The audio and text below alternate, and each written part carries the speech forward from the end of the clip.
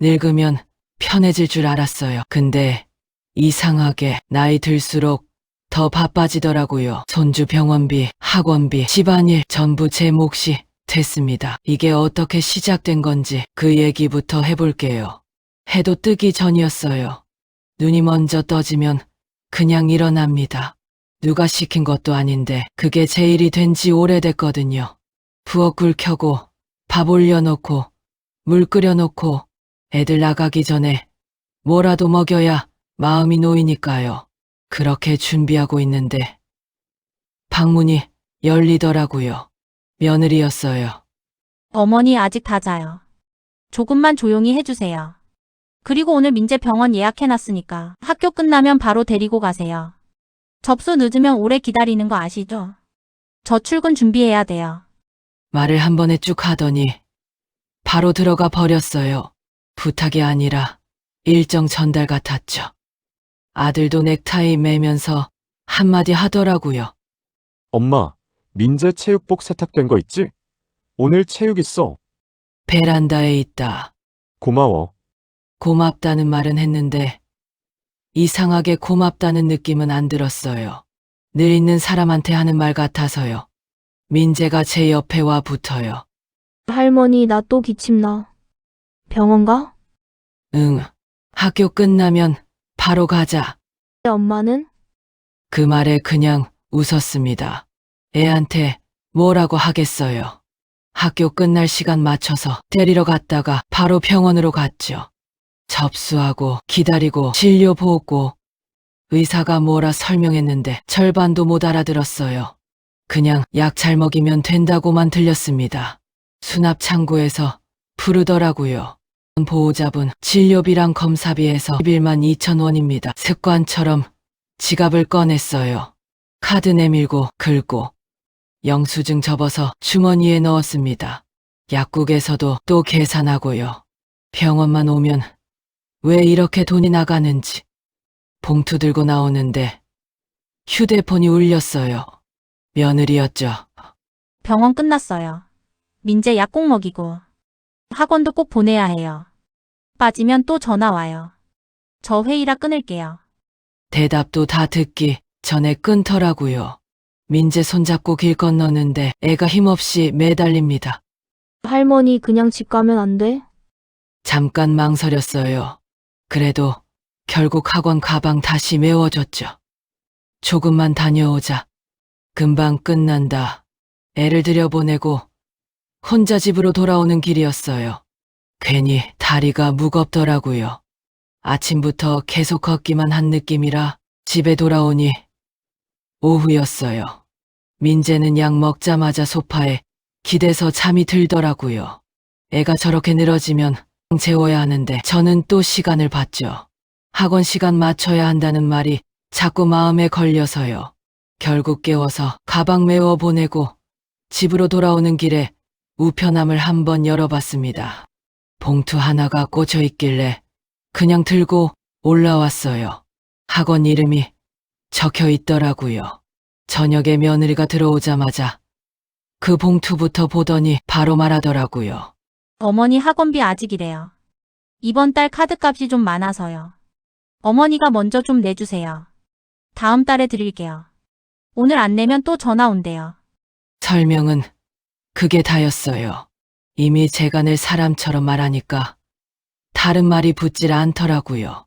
아들도 옆에서 한마디 했습니다.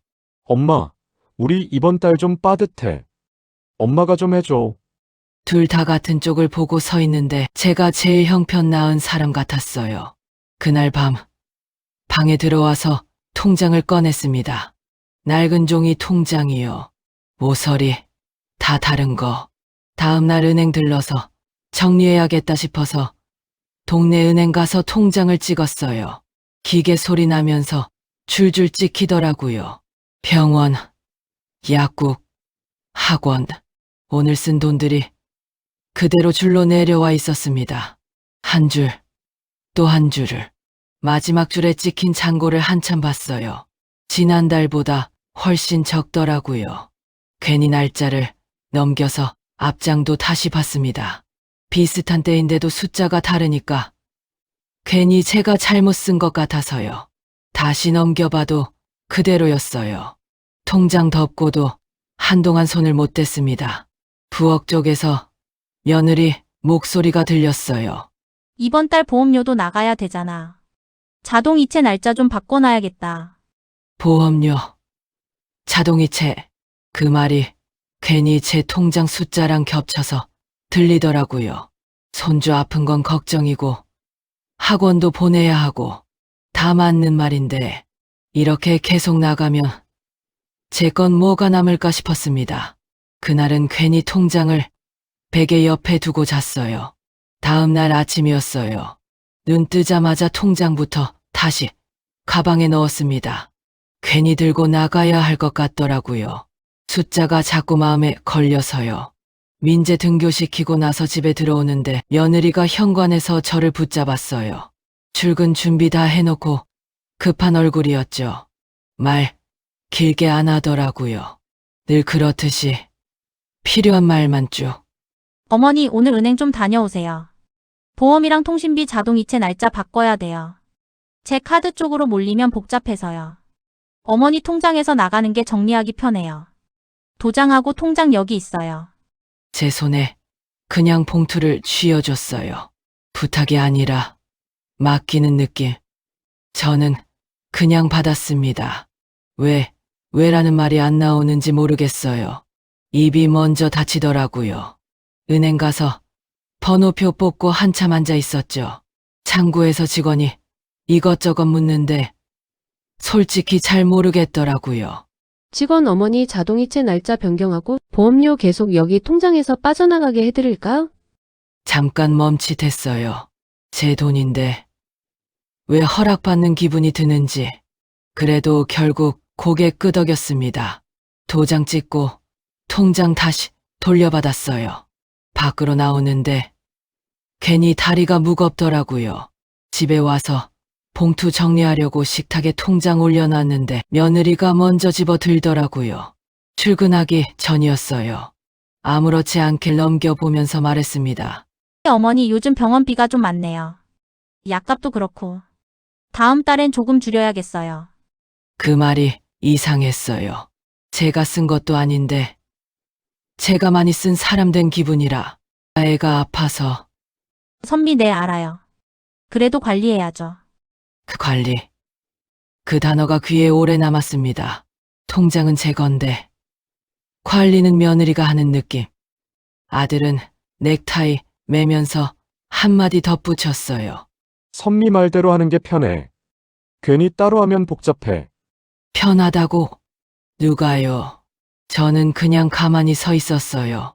두 사람 말이 끝나고 나니까 괜히 제가 어린애 된 기분이 들더라고요. 통장도, 도장도, 돈도 다 맡겨놓은 사람처럼.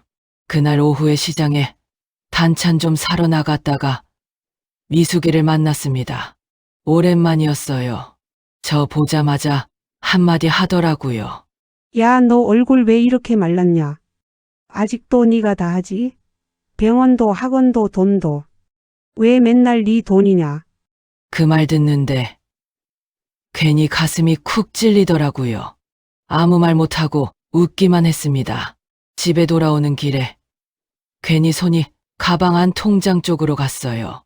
진짜 왜 맨날 내 돈이지? 처음으로 그런 생각이 또렷하게 들었습니다. 며칠은 그냥 그렇게 흘러갔어요. 아침에 일어나 밥하고 민재 깨워 학교 보내고 병원 약 챙기고 몸은 계속 움직이는데 머릿속은 자꾸 통장 숫자만 맴돌더라고요. 괜히 마트 가서도 물건 하나 들었다가 다시 내려놨습니다. 예전 같으면 그냥 담았을 텐데 요즘은 먼저 계산부터 하게 돼요. 그날 오후였어요. 집 전화가 울리더라고요. 며느리였죠. 어머니, 민재 치과에서 전화 왔어요. 충치가 깊어서 치료 더 해야 한대요. 오늘 예약 잡아놨어요. 학교 끝나면 바로 데리고 가세요. 비용은 현장에서 결제하면 돼요. 저 오늘 늦어요. 또 한 번의 쭈구. 말 끝나기도 전에 끊겼어요. 저는 괜히 한숨 한 번 쉬고 시간 맞춰 또 학교 앞으로 갔습니다. 민재 손잡고 치과 갔죠. 애는 겁먹어서 제 손 더 꽉 잡더라고요. 진료 끝나고 수납 창구. 치료 추가돼서 오늘 23만 원 나왔습니다. 순간 잘못 들은 줄 알았어요. 카드 내미는 손이 잠깐 멈췄습니다. 그래도 결국 긁었어요. 뒤에 사람 서 있으니까 괜히 더 빨리 내야 할 것 같아서 영수증 받아 접는데 종이가 두껍더라고요. 민재는 아무것도 모르고 물 마시고 있고 애한테 짜증 낼 수도 없잖아요. 집에 돌아오니까 다리가 후들거렸습니다. 식탁에 앉아서 영수증을 펴봤어요.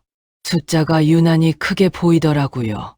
저녁에 며느리가 들어왔습니다. 가방 내려놓자마자 말부터 하더라고요. 치과 다녀오셨어요. 얼마 나왔어요? 23만 원. 선미 생각보다 세네. 요즘 병원비가 왜 이렇게 비싸지? 어머니 카드로 하신 거죠? 다음 달에 정리해서 드릴게요. 정리해서 그 말도 여러 번 들었죠. 아들이 옆에서 또 거들어요. 엄마 고생했어. 민재 때문에 어쩔 수 없지 뭐. 어쩔 수 없지. 그 말 한마디면 끝이더라고요. 누가 냈는지는 아무도 신경 안 쓰는 것처럼 저는 그냥 고개 끄덕였습니다. 말 꺼내면 괜히 제가 계산적인 사람 될까 봐요. 손주 아픈데 돈 따지는 할머니 될까 봐. 그게 더 싫어서요. 밤에 혼자 방에 들어와서 통장 다시 펼쳤습니다. 낮에 은행 들러서 또 찍어왔거든요. 줄이 또 늘어 있었어요. 치과, 약국, 학원. 한 줄 한 줄 내려가다가 마지막에 찍힌 잔고에서 손이 멈췄습니다. 생각보다 얼마 안 남았더라고요. 다음 달 연금 들어와도 보험료 빠지고 공과금 빠지고 학원비 한 번 더 내면 거의 없겠다 싶었어요. 손가락으로 숫자 한 번 짚어봤습니다.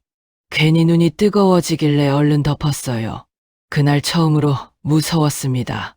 늙어서 돈 떨어지면 어디 갈 데도 없는데 그 생각이 자꾸 머릿속을 맴돌더라고요. 그날 이후로는 뭘 해도 계산부터 하게 됐어요. 냉장고 열어도 쌀통 봐도 머릿속에서 숫자부터 굴러가더라고요. 이번 달 보험료 얼마였지? 공과금은 또 얼마나 나오지? 예전엔 이런 생각 안 했거든요. 그냥 있으면 쓰고 부족하면 아껴 쓰고 그게 다였는데 요즘은 자꾸 겁이 났습니다. 괜히 통장 잔고가 사람 목숨줄 같아서요. 며칠 뒤 저녁이었어요. 밥상 치우고 방에 들어가려는데 며느리가 저를 부르더라고요. 식탁 위에 휴대폰이랑 종이 몇 장 펼쳐놓고 있었어요. 또 뭔가 계산하는 얼굴. 이번에도 말은 짧았습니다. 이번 달 학원비가 좀 밀렸어요. 카드값이 생각보다 많이 나와서요. 어머니가 먼저 좀 보내주세요. 다음 달에 드릴게요. 익숙한 말이었죠. 토시 하나 안 바뀌고 전 같았으면 바로 얼마냐 했을 텐데 그날은 말이 안 나오더라고요. 가만히 있다가 처음으로 얼마인지 물어봤습니다. 선미 32요. 급해서요. 오늘 안 보내면 전화 와요. 30. 치과 다녀온 지 며칠이나 됐다고 또 30. 속으로 한번 계산해봤어요. 병원비, 약값, 치과, 학원. 이번 달만 벌써 100이 훌쩍 넘었더라고요. 아들이 소파에서 TV 보다가 끼어들었습니다. 엄마, 그냥 해줘. 우리 진짜 이번 달 빡빡해. 그 말 듣는 순간 갑자기 이상한 생각이 들었어요. 그럼 나는 안 빡빡한가? 입안에서 그 말이 맴돌았는데 밖으로는 안 나왔습니다. 저는 한참 있다가 겨우 말했어요. 영자 이번 달은 나도 좀 힘들다. 말하고 나니까 괜히 심장이 쿵 내려앉더라고요. 집이 조용해졌습니다. 며느리가 저를 보더니 잠깐 멈췄어요. 야, 짧게 소리 내고는 바로 다른 말 하더라고요. 그럼 저희가 알아서 해볼게요. 알아서라는 말이 왜 그렇게 차갑게 들리던지. 아들은 괜히 이모컷만 만지작거렸어요. 엄마도 힘들면 뭐 어쩔 수 없지. 그게 끝이었어요. 예전 같으면 괜찮아. 내가 할게 했을 텐데. 그날은 끝까지 그 말이 안 나왔습니다. 방으로 들어왔는데 다리가 좀 떨리더라고요. 평생 처음이었어요. 자식한테 돈 얘기로 안 된다고 한 게 괜히 죄 지은 기분이 들었습니다. 그날 저녁 밥 먹는데 분위기가 묘했어요. 며느리는 말수 줄고 아들은 눈도 잘 안 마주치고 민재만 옆에서 아무것도 모르고 얘기하더라고요. 할머니 내일도 데리러 와? 응. 애 목소리 듣는데 괜히 더 복잡해졌어요. 그래도 속 한쪽에서는 이상하게 숨이 좀 쉬어졌습니다. 그 생각이 처음으로 들었거든요. 그날 이후로 집안 공기가 좀 달라졌어요. 크게 싸운 것도 아닌데 말수가 줄었습니다. 아침에 밥 차려놓으면 전엔 며느리가 한마디씩 했거든요. 어머니 오늘 뭐 하세요? 민재 몇 시에 끝나요? 이런 거요. 그게 싹 없어졌어요. 필요한 말만 딱. 선미 민재 체육복 세탁기. 성훈, 나 먼저 나갈게. 그냥 전달. 저도 굳이 말을 안 붙였습니다. 괜히 또 부탁 나올까봐. 집이 조용한데 이상하게 더 불편하더라고요. 전에는 힘들어도 같이 사는 집 느낌은 있었는데 요즘은 그냥 하숙집 같았어요. 며칠 뒤였어요. 시장 보러 나갔다가 미숙이 가게 앞을 지나는데 저를 보자마자 미숙이가 손을 흔들며 저를 부르더라고요. 영자야, 잠깐 들어와 봐. 오늘 애가 안 나와서 난리다. 이것 좀 담아줘. 금방 끝나. 저도 딱히 할 일 없어서 앞치마 하나 둘렀습니다. 오랜만에 손 쓰니까 이상하게 마음이 편했어요. 집안일이랑은 또 다르더라고요. 해줘야 하는 일이 아니라 같이 하는 일 같아서 둘이 나란히 서서 나물 담고 김치 퍼 담고 그러다 미숙이가 툭 묻습니다. 요즘도 병원비, 학원비 그런 거 내가 다 내냐? 대답 안 했어요. 그냥 웃었죠. 그랬더니 한마디 더 하더라고요. 미숙 왜 맨날 내 돈부터 쓰냐? 걔네 부모잖아. 그 말이 또 가슴을 치더라고요. 부모. 그러네. 부모는 따로 있는데 왜 내가 먼저 내고 있지? 일 다 끝나고 나가려는데 미숙이가 봉투 하나 내밀었습니다. 오늘 일당 10,000원이라도 받아. 공짜로 하지 마. 다 됐어. 받아. 너도 벌어. 손에 억지로 쥐어주더라고요. 집에 오는 길에 그 봉투를 몇 번이나 만져봤어요. 얇은데 이상하게 묵직했습니다. 집에 와서 방에 앉아 봉투 열어봤죠. 10,000원짜리 몇 장. 많지도 않은 돈인데 괜히 오래 들여다봤어요. 내가 번 돈이네. 그 생각이 드는 순간 마음이 좀 이상했어요.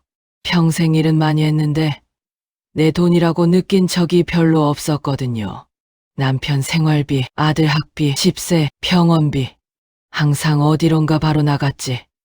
그런데 이건 아무한테도 안 줘도 되는 돈 같더라고요. 괜히 통장 생각이 또 났습니다. 이렇게 조금씩 벌면 그 생각이 처음으로 들었어요. 그날 밤 잠들기 전에 봉투를 베개 밑에 넣어뒀습니다. 괜히 든든하더라고요. 나도 일하면 되겠네. 처음으로 그런 생각이 또렷하게 들었습니다. 그 뒤로 시장에 나가는 날이 조금 늘었습니다. 반찬 사러 간다 해놓고 미숙이 가게 들러서 한두 시간씩 거들다 오는 거죠.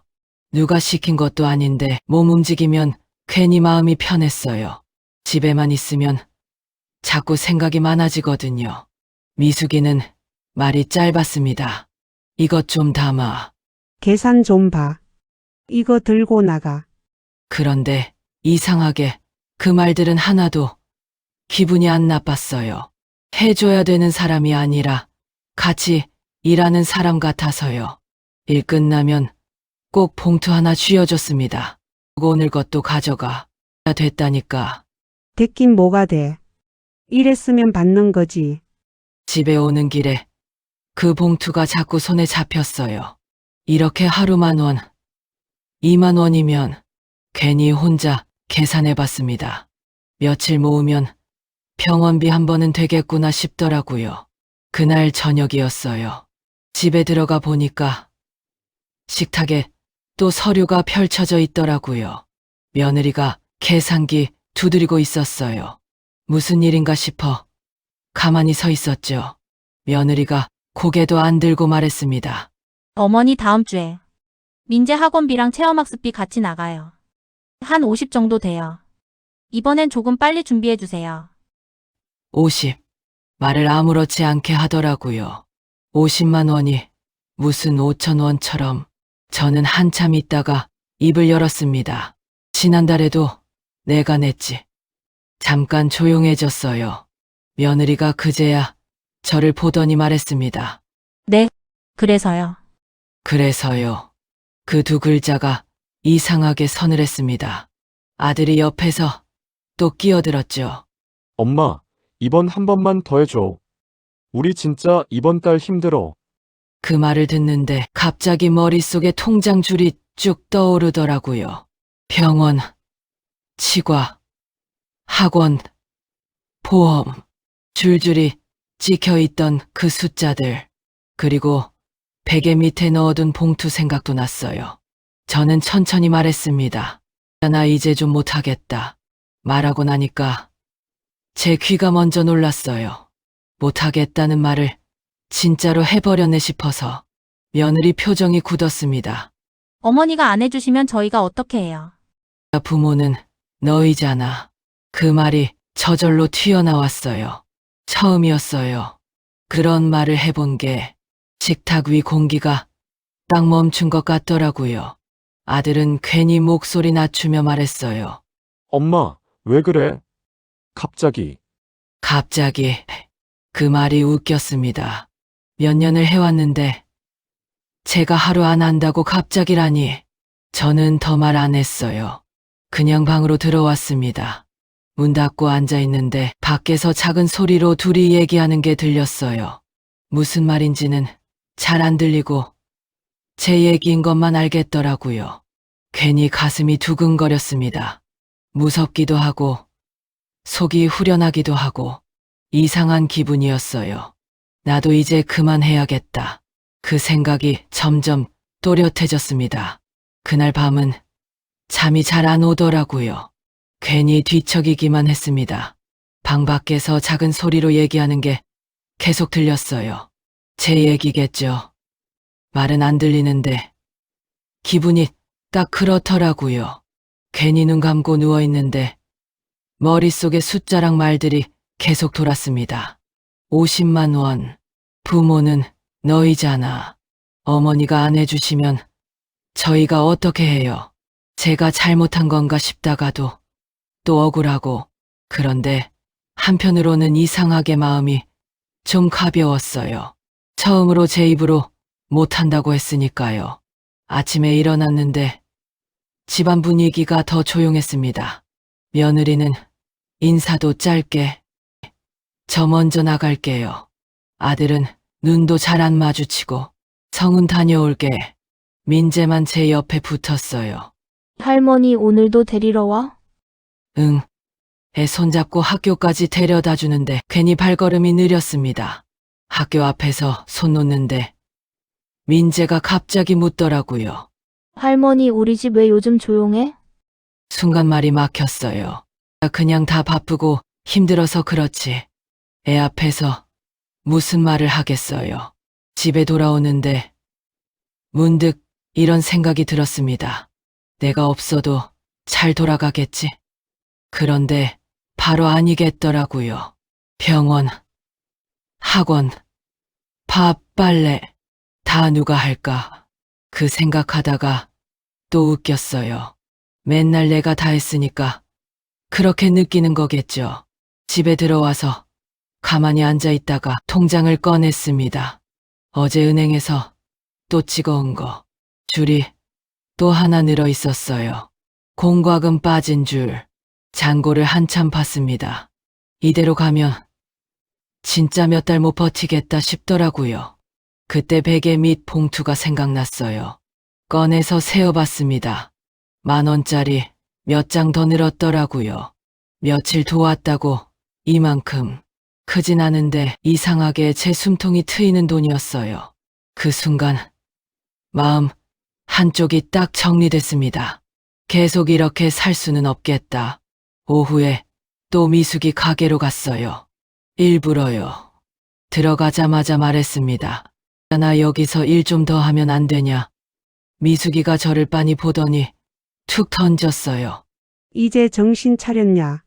응, 나도 좀 벌어야겠다. 그럼 아예 나와. 오전부터 해. 일 많다. 그 말 듣는데 괜히 가슴이 두근거렸습니다. 집안일 말고 제 일, 누가 시켜서가 아니라 제가 하겠다고 하는 일, 그게 처음이었거든요. 집으로 돌아오는 길에 괜히 하늘 한번 올려다봤습니다. 별거 아닌데 마음이 좀 시원하더라고요. 그날부터 마음이 조금 달라졌습니다. 예전엔 어떻게 더 해줄까였는데 요즘은 어디까지 해야 하나 그 생각부터 들더라고요. 아침에 일어나도 몸이 먼저 안 움직였어요. 잠깐 누워서 천장 보고 있다가 천천히 일어났습니다. 내가 안 하면 누가 하겠지. 처음으로 그런 생각을 해봤어요. 부엌에 나가니까 며느리가 먼저 나와 있더라고요. 물 끓이고 빵 꺼내고 어색하게 서툰 손놀림이었죠. 저를 보더니 짧게 말했습니다. 어머니, 오늘은 제가 할게요. 처음 듣는 말이었어요. 순간 뭘 해야 할지 몰라서 그냥 서 있었습니다. 그래. 한마디 하고 방으로 다시 들어왔어요. 이상하더라고요. 편한데 또 허전하고 제가 있을 자리가 없어진 느낌도 들고 그런데 또 한편으로는 마음이 조금 가벼웠습니다. 그날 오전부터 미숙이 가게로 갔습니다. 아예 앞치마 챙겨서요. 반찬 담고 계산 보고 손님 돈 받고 시간이 훅 가더라고요. 몸은 힘든데 머리가 복잡하지가 않았어요. 돈 생각, 눈치 생각 그런 게 없으니까 점심쯤 되니까 미숙이가 봉투를 또 내밀었습니다. 오늘 거. 오전부터 했으니까 좀 더 넣었다. 괜히 웃음이 나왔어요. 이렇게 받아도 되냐? 이랬으면 받는 거지. 공짜 없다.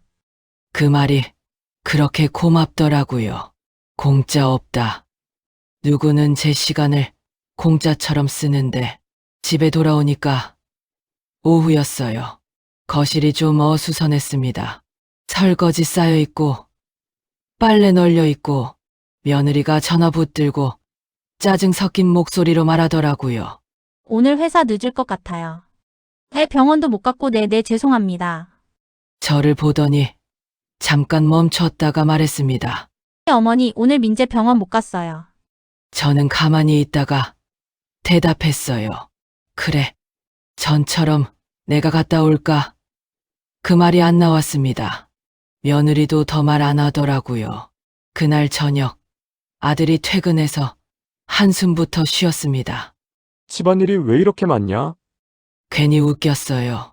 제가 매일 하던 일인데 이제야 보이나 싶어서 민재가 제 옆에 와서 앉았습니다. 할머니, 나 오늘 학원 안 갔어. 엄마 바쁘대. 애가 괜히 눈치 보는 얼굴이더라고요. 가슴이 좀 쓰렸습니다. 그래도 이제는 예전처럼 무조건 제가 안고 갈 수는 없겠다 싶었어요. 밤에 방에 누워 있는데 머릿속이 이상하게 맑았습니다. 예전엔 내일 뭐 해줘야 하지? 그 생각뿐이었는데 오늘은 내일 몇 시에 가게 나가지? 그 생각이 먼저 들더라고요. 그게 참 이상하게 좋았습니다. 처음으로 제 하루가 생긴 느낌이었어요. 그렇게 지내니까 집안이 슬슬 티가 나기 시작했어요. 제가 안 하는 게 이렇게 많았나 싶더라고요. 아침마다 밥은 대충 빵으로 때우고 빨래는 쌓였다가 한 번에 돌리고 민재 준비물은 자꾸 빠지고 예전엔 아무도 몰랐던 일들이었죠. 제가 다 해놨으니까 이제는 그게 하나씩 드러났습니다. 저는 일부러 모른 척했어요. 괜히 나섰다가 또 제 일이 될까봐. 그날 아침이었어요. 부엌에서 며느리 목소리가 조금 높아졌습니다. 나 오늘 회사 늦는다니까. 당신이 좀 데려다줘. 나도 회 있어. 나 못 빠져. 선미 그럼 어떡해. 둘이 신랑이 하는 소리가 그대로 들리더라고요. 예전 같으면 그 전에 제가 먼저 나갔겠죠. 내가 갈게 하고.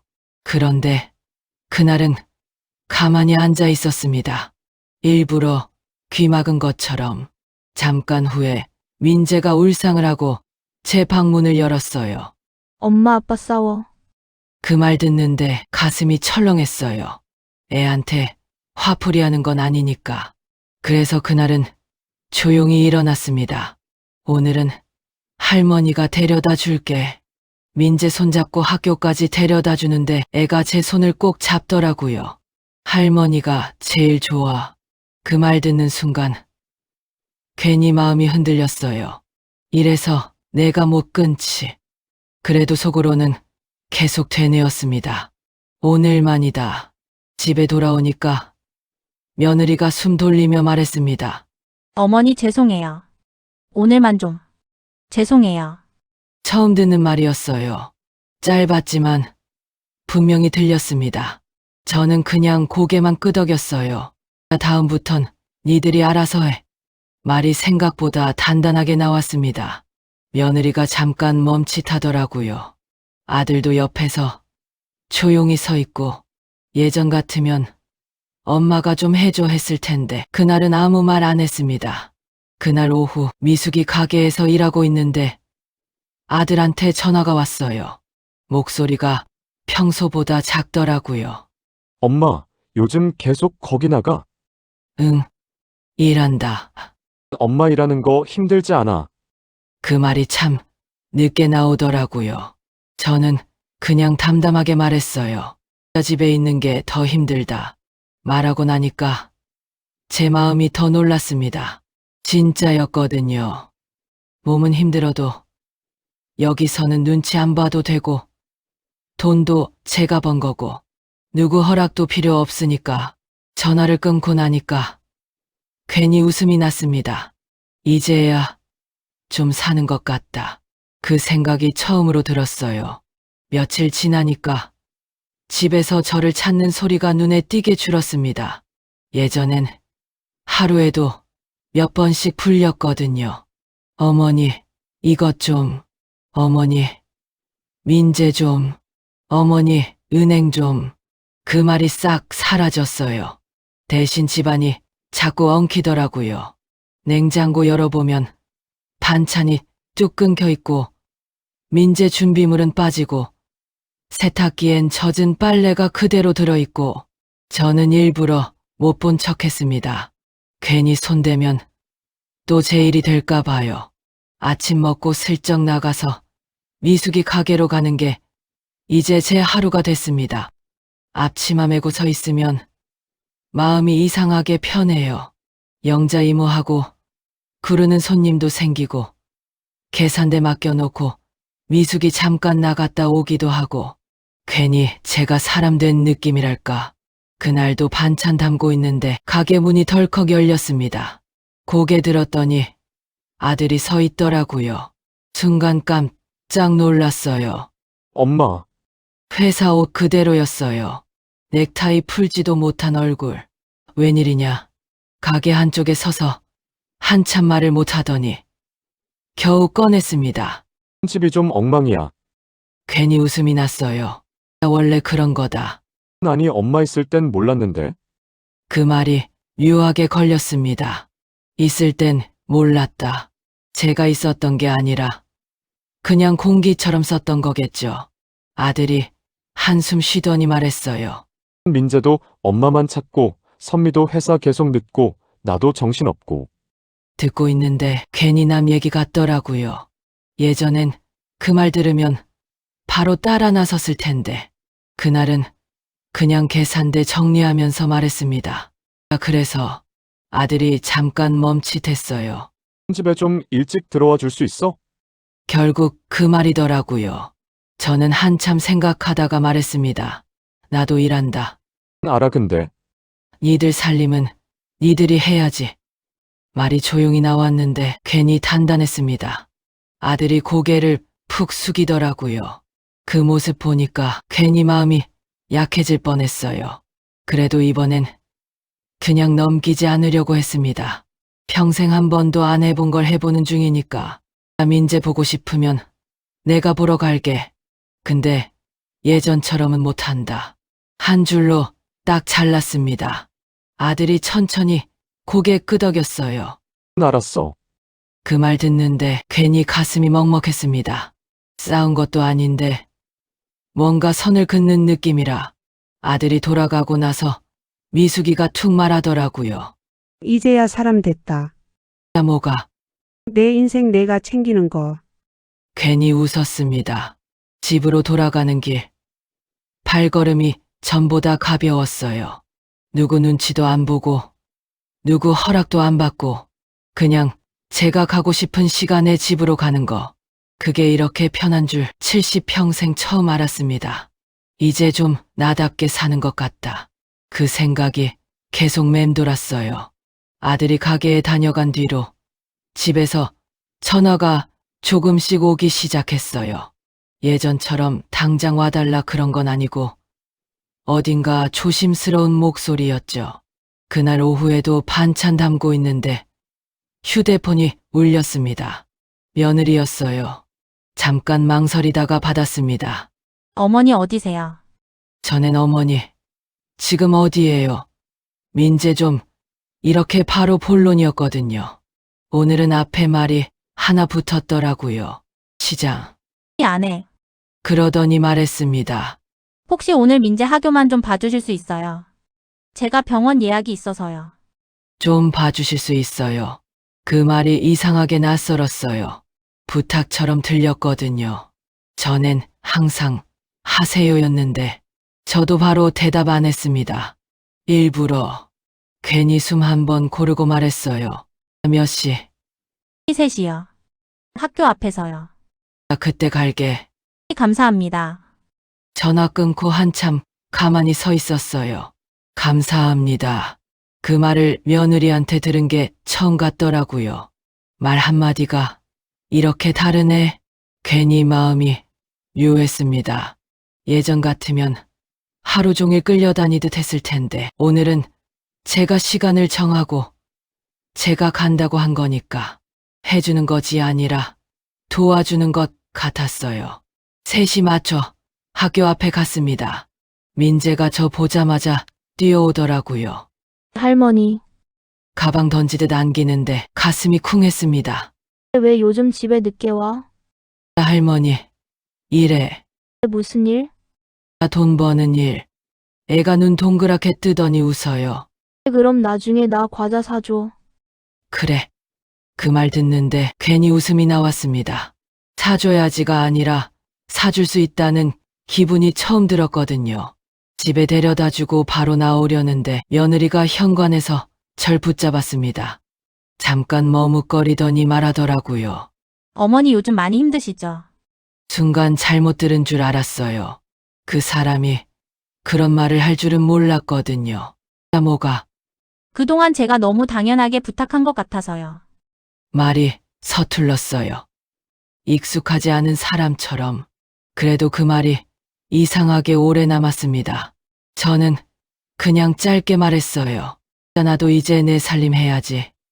더 말 안 했습니다. 설명 안 해도 다 알 것 같아서요. 밖으로 나와 골목 걷는데 해가 조금 기울어 있더라고요. 바람도 살짝 불고 괜히 발걸음이 가벼웠습니다. 누가 시켜서 움직이는 게 아니라 제가 정한 시간에 제가 가고 싶은데 가는 거. 그게 이렇게 편한 줄 몰랐어요. 이제야 사람답게 사는 느낌이다. 괜히 혼자 웃음이 났습니다. 그날 이후로 집에 가는 시간이 조금씩 달라졌어요. 예전엔 집에 가야 할 시간이 있었는데 요즘은 가고 싶을 때가 됐습니다. 시장일 끝나고 천천히 걸어가기도 하고 벤치에 앉아 있다 들어가기도 하고 누가 기다리는 느낌이 없으니까 마음이 느긋하더라고요. 집에 들어가도 예전처럼 바로 앞치마부터 찾지 않았습니다. 괜히 손 씻고 방에 먼저 들어가 앉아 있었어요. 그러면 밖에서 애들끼리 알아서 움직이는 소리가 들립니다. 그게 처음엔 어색했는데 이제는 그냥 그렇구나 싶어요. 며느리도 전처럼 이것저것 맡기지 않았습니다. 대신 꼭 필요한 것만 물어보더라고요. 어머니 내일 민재 발표회 있는데 시간 괜찮으세요? 괜찮으세요? 그 말이 아직도 낯섭니다. 전엔 항상 가주세요였거든요. 10시예요. 힘드시면 안 가셔도 돼요. 안 가셔도 돼요. 그 말 듣는데 괜히 웃음이 났어요. 안 가도 되는 날도 있구나 싶어서 저는 잠깐 생각하다가 말했습니다. 갈게. 그건 보고 싶다. 그건 제가 가고 싶어서 가는 거니까요. 부탁이 아니라 선택. 그 차이가 이렇게 클 줄 몰랐습니다. 밤에 혼자 방에 앉아 통장을 또 펼쳐봤어요. 며칠 전에 찍어온 거. 줄이 예전만큼 길지 않았습니다. 큰돈 나간 게 없으니까요. 잔고가 그대로 있는 걸 한참 봤어요. 숫자가 그대로라는 게 이렇게 든든한 줄 그동안 몰랐네요. 베개 및 봉투도 꺼내서 같이 세어봤습니다. 시장 일당 며칠 모은 거 많진 않아도 제 손으로 번 돈 통장 옆에 나란히 올려두니까 괜히 마음이 꽉 찼어요. 이 돈이면 나 혼자도 살 수 있겠다. 처음으로 그런 계산을 해봤습니다. 애들 없으면 나는 못 산다가 아니라 나 혼자도 살 수 있겠다. 그 생각이 드니까 갑자기 세상이 조금 넓어진 느낌이었어요. 그때 방문이 살짝 열리더니 민재가 얼굴만 내밀었습니다. 할머니, 나 오늘 일기 썼어. 뭐라고? 우리 할머니가 제일 바쁘고 제일 멋있다고. 순간 말이 안 나왔어요. 친구들 할머니는 맨날 집에만 있대. 우리 할머니는 일도 하잖아. 애가 그렇게 말하고 그냥 가버리는데 괜히 가슴이 먹먹했습니다. 평생 고생한다는 말은 많이 들었는데 멋있다는 말은 처음이었거든요. 혼자 앉아서 괜히 웃다가 눈 한번 깜빡였습니다. 그래, 나도 아직 쓸모있네. 그 생각이 들었어요. 70이 넘었는데도 아직 누군가한테 멋있다는 소리 듣는 사람. 그거면 됐죠 뭐. 괜히 통장 다시 덮고 불 껐습니다. 마음이 이상하게 따뜻한 밤이었습니다. 며칠 뒤였어요. 아침부터 집이 조금 부산했습니다. 며느리가 괜히 옷을 몇 번 갈아입고 민재 가방도 2번이나 다시 챙기고 발표회 있는 날이라 그런가 보더라고요. 전 같으면 제가 먼저 나서서 도시락 챙기고 물통 채우고 이거 빠졌다 하면서 잔소리했겠죠. 그날은 그냥 가만히 보고만 있었습니다. 괜히 손이 들썩했는데 꾹 참았어요. 이제는 저 없어도 굴러가야 하니까. 며느리가 먼저 말 걸었습니다. 어머니 천천히 준비하세요. 같이 가요. 같이. 그 말이 또 낯설었어요. 예전엔 늘 다녀오세요였거든요.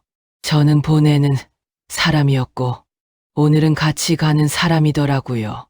학교 강당에 앉아 있는데 부모들 틈에 제가 끼어 있는 게 조금 어색했습니다.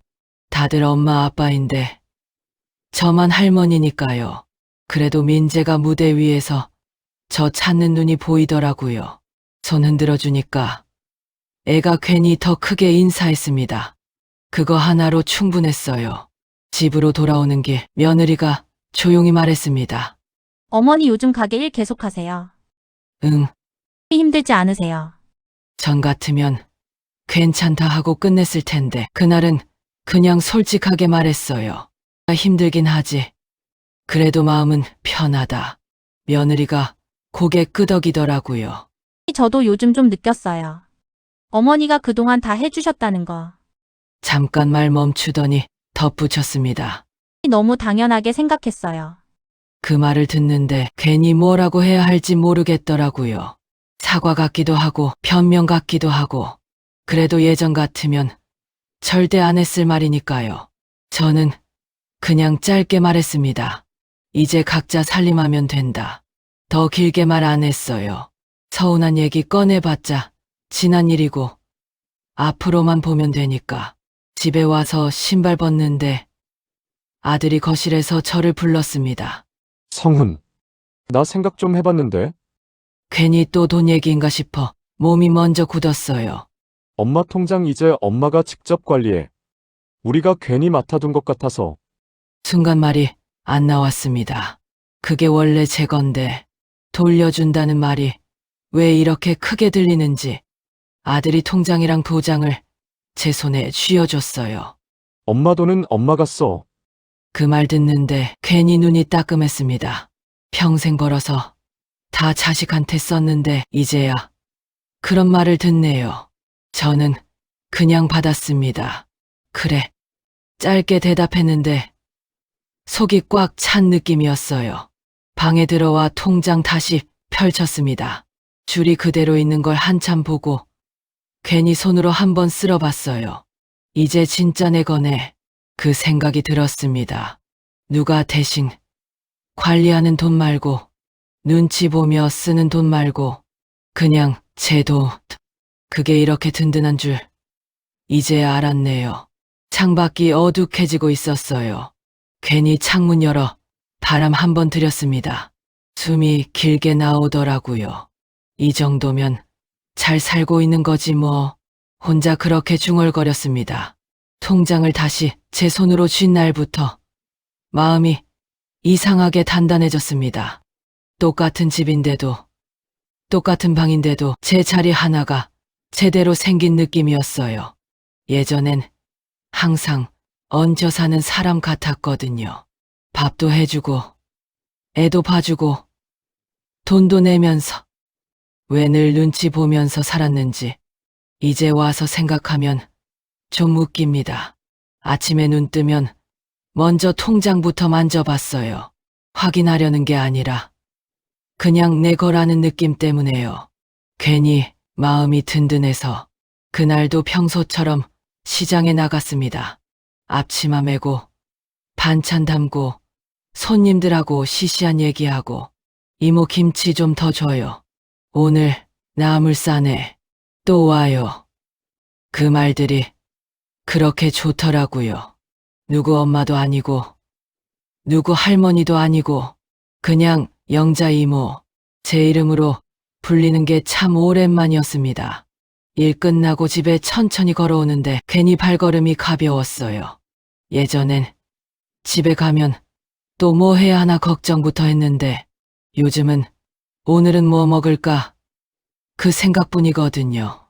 현관문 열자 민재가 달려왔습니다. 할머니, 왜 또 뛰어오냐? 오늘 나 상 받았어. 상장 하나 들고 씩 웃는데 괜히 제가 더 기뻤어요. 잘했네. 내 할머니 덕이야. 맨날 데려다 줘서. 그 말 듣는데 괜히 코끝이 찡했습니다. 전엔 의무처럼 했던 일인데 애한텐 그게 다 기억이었나 봐요. 저녁 먹고 방에 들어왔습니다.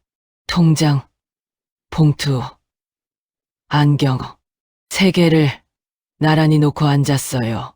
숫자 한번 보고 봉투 한번 세어보고 큰 돈은 아니죠. 그래도 이상하게 마음이 꽉 찼습니다. 이 돈이 많아서가 아니라 누구 허락 없이 써도 되는 돈이라서 이제 나도 나 먹고 살 수 있겠다. 그 생각이 자꾸 들었어요. 누군가 기대서 사는 게 아니라 제가 제 발로 서 있는 느낌. 70 넘어서야 이런 기분 느끼는 것도 웃기지만 그래도 늦게라도 알았으니 됐죠 뭐. 불 끄고 누웠습니다. 밖에서 아들, 며느리, 민재 웃는 소리가 작게 들리더라고요. 예전 같으면 그 소리 들으면서 내일은 뭐 해줘야 하나 생각했을 텐데 오늘은 그냥 가만히 들었습니다. 아무 걱정 없이 이 정도면 잘 산 인생이지. 그 생각 하나만 남기고 눈을 감았습니다.